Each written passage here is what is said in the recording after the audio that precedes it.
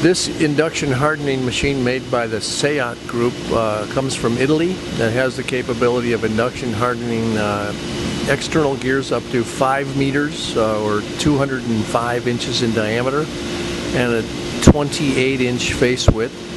We're currently induction hardening a internal gear that increases the hardness on the teeth to 52 to 56 Rockwell C.